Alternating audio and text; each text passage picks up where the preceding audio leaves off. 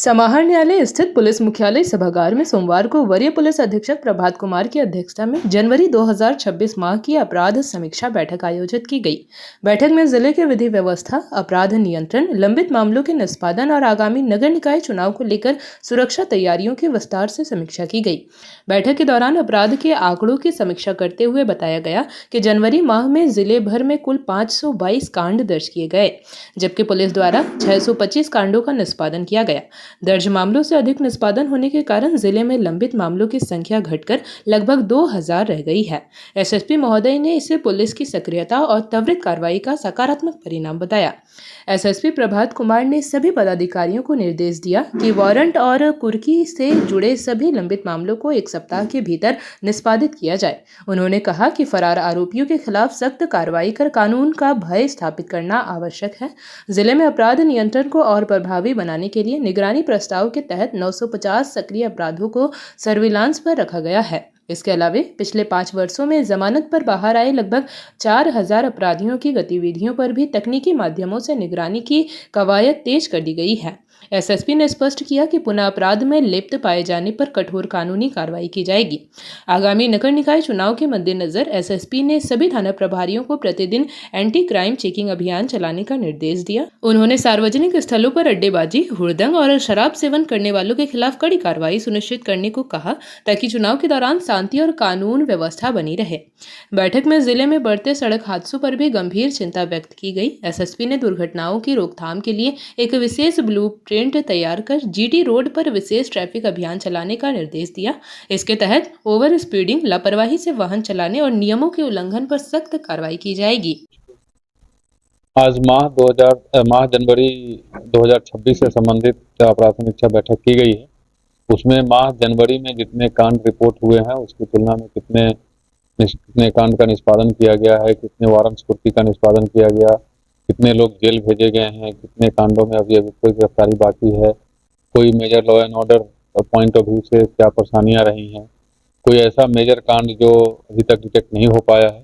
इन तमाम बिंदुओं पे सभी थाना प्रभारी, सभी संबंधित सर्कल इंस्पेक्टर्स, डीवाईएसपी साहब, हमारे दोनों एसपी साहब, आईपीएस प्रोफेशनल साहब, सब लोगों के साथ बैठक की गई है।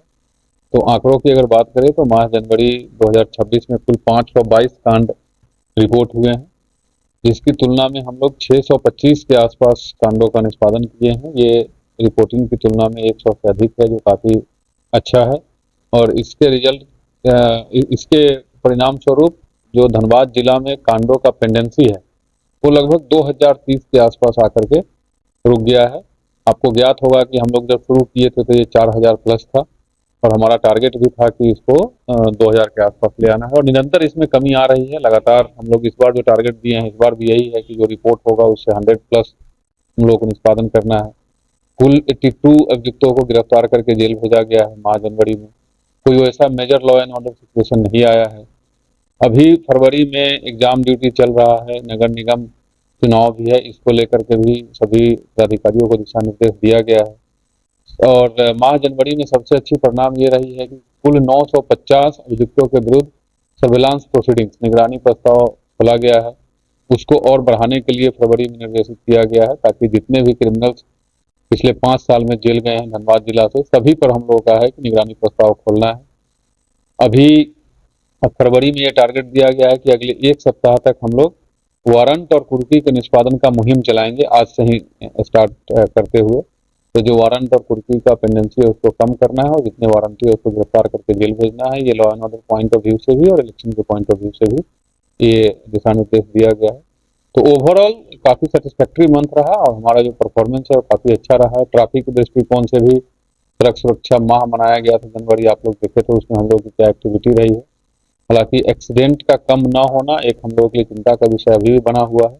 उसके लिए हम लोग विशेष रूप से जीटी रोड पे पड़ने वाले सभी थाना को निर्देशित किया है कि इस महीना हम लोग जीटी रोड पे कुछ एक प्लान बना करके उसका क्रियान्वयन कर रहे हैं, ताकि कम से कम जीटी रोड को एक्सीडेंट फ्री बनाया जा सके। उसके बाद हम लोग जिले के अन्य कॉर्नर में उस पर ध्यान देंगे कि कैसे कम किया जा सके। तो ओवरऑल सेटिस्फैक्ट्री रहा है।